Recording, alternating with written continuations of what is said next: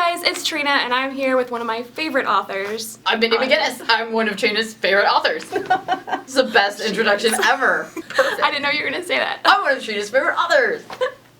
Well, she is. This is Mindy McGinnis, and I'm going to interview her about her books, and especially her upcoming book. So you have your newest release is Given to the Sea, which comes out in April of 2017.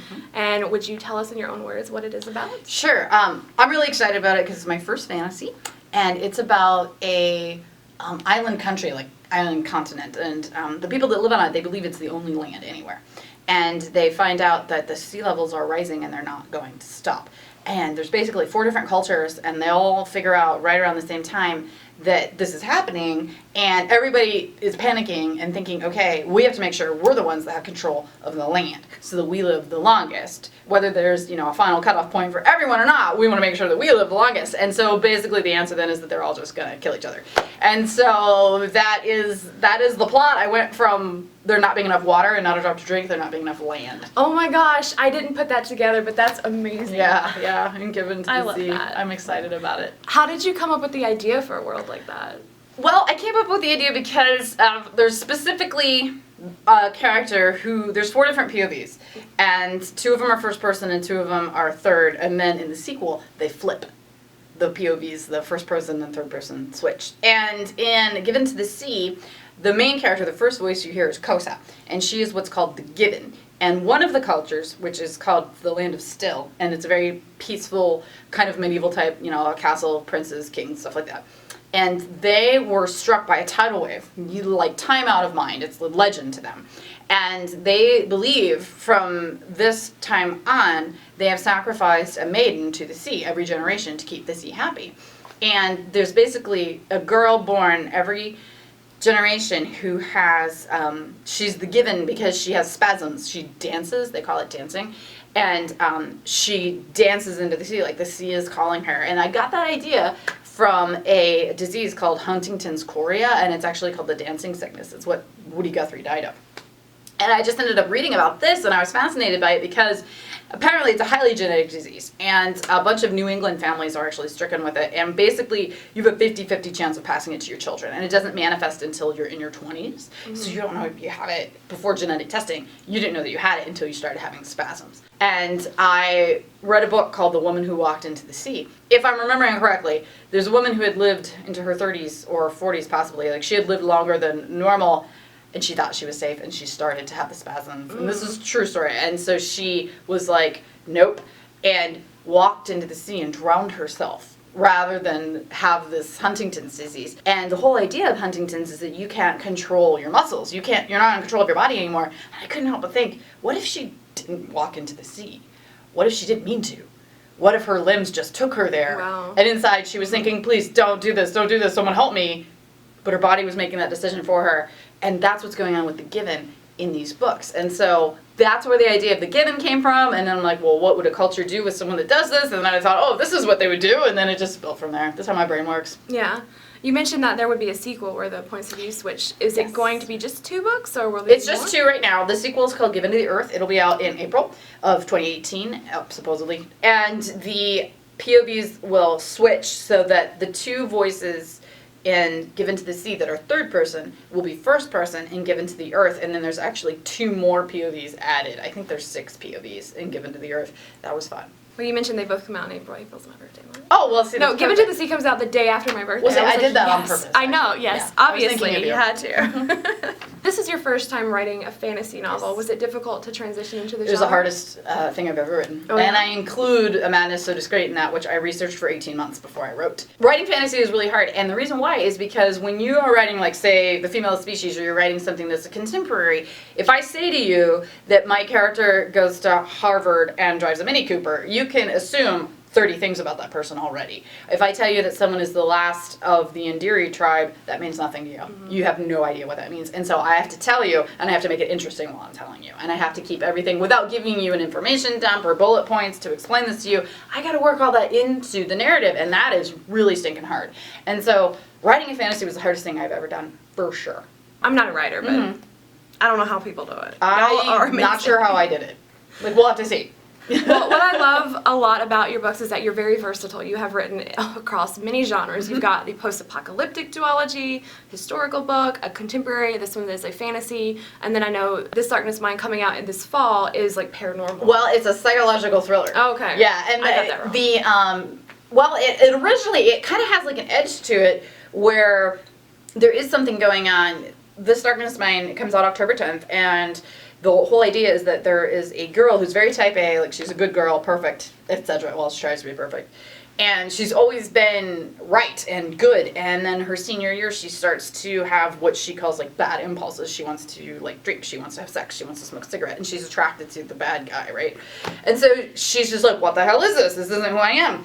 And she learns that she was a twin, but she's never known this. And so she believes that in the womb she absorbed her twin, and her twin was the bad twin, and that she has her heart, and that is why she's suddenly having all these impulses, and she starts to communicate with this twin. So then it becomes a question of, is she right or is she crazy? Right. So it does have, like, I mean, a paranormal angle. I remember that kind of twist. Was it really paranormal or kind of like in her head? Right, exactly. And so you don't know. You don't know until the very end. You don't know until the last line. Well, I didn't know. A thriller. It's I didn't know. Different. Like, we'll see. That's really interesting. Yeah, oh, I never know. Yeah. Has any of the genres been like your favorite one to write in? Or I know you said Contemporary is more probably challenging. my favorite because it is, you can make so many assumptions. I can tell you 2 or 3 things and you already have the groundwork laid. You know, it's easiest for me to write. Yeah. Is there a certain genre that you would want to tackle in the future, or one that you know you never want to touch? I never want to write romance. I mean, I would be bad at it. Come on. I think you would be great at romance. Yeah, you we'll would see. completely subvert it. We'll see. I don't know. I don't have any ideas for romance because it's just not my thing. I do. Yeah, well, okay. Lynn and the guy from In a Handful of Dust. Oh, what's his name? I don't remember. Is it Cooper? No, it's not Cooper. Fletcher. Fletcher, yes. His name was Cooper in the original. Yeah, and it changed to Fletcher. Well, they totally get together. Like, in my head, she's on her way home, and then and he's, like, totally hanging out and waiting for her to show up, and they go back to Ohio together and get married and have babies. They probably don't get married, but they cohabitate and have babies. I want that sequel.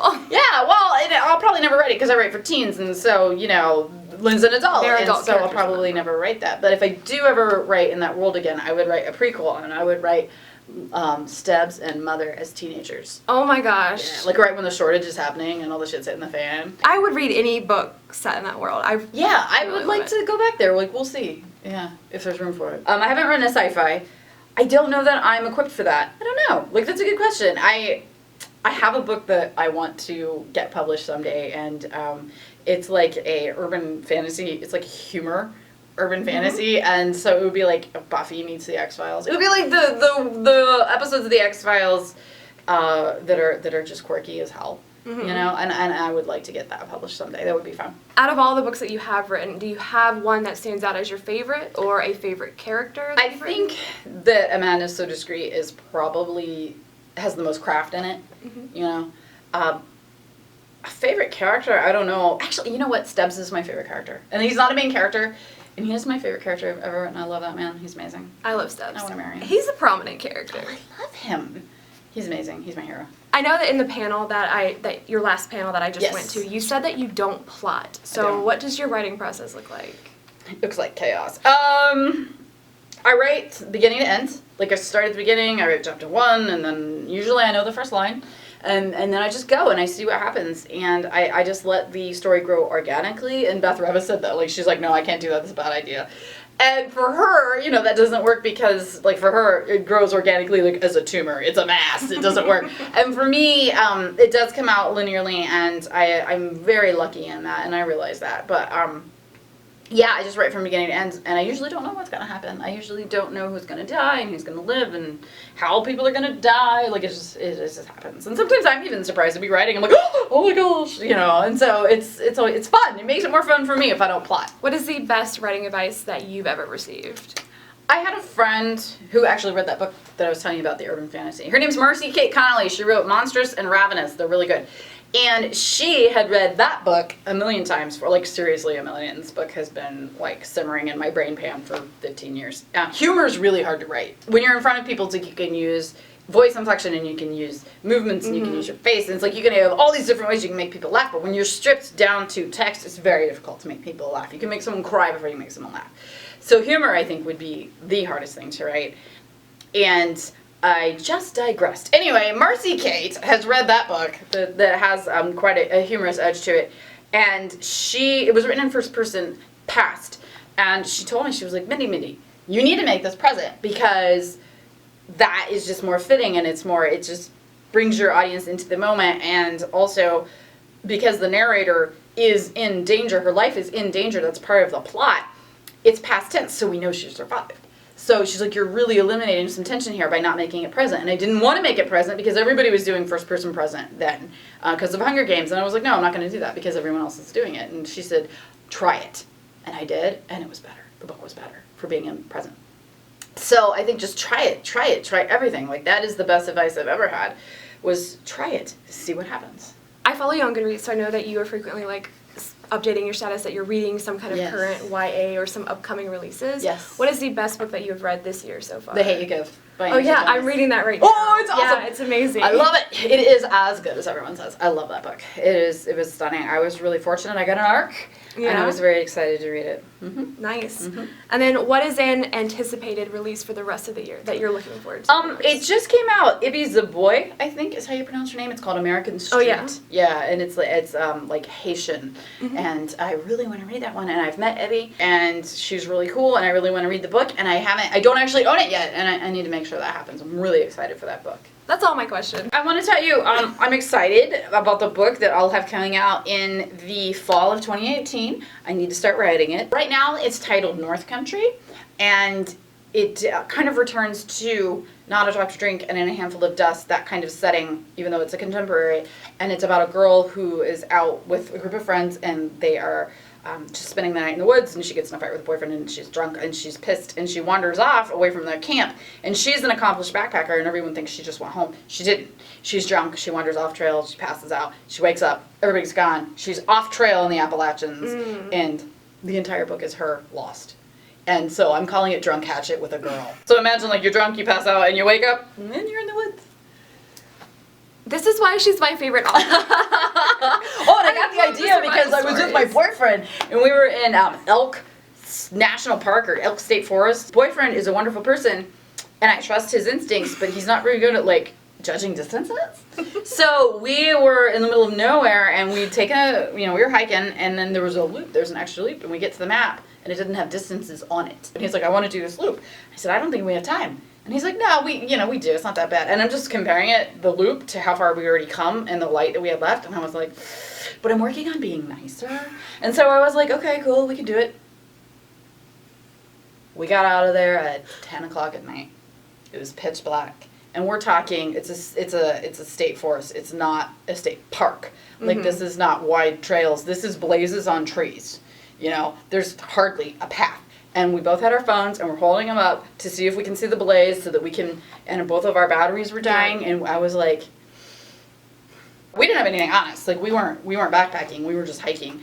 And I was like, we're going to end up sleeping out in the woods. And it was like, I'm okay with that. Like, I can deal. But then I was like, oh man, what if, And so that's where that whole idea. And so we got out, and he's a wonderful man, because he immediately turned to me, and he was like, I was wrong. I'm sorry. I was like, you know what? It's fine because I got an idea for a book. So it was interesting. It was cool. It was a great experience, and I lived, so it was fun. You lived. Yeah, I lived. I think all your characters could say they've lived. Yeah. Well, no, because I killed a lot of them. Well, before they die, right. They have led some I lived. great adventures or weird absolutely. stories. Absolutely. So. Well, thank you so much for Yep. talking to me about your books and Absolutely. stuff. And you guys don't forget to check out her new release, Given to the Sea, which comes out April 11th, 2017. Yep. Thank you guys for watching, and I'll see you in the comments. Bye!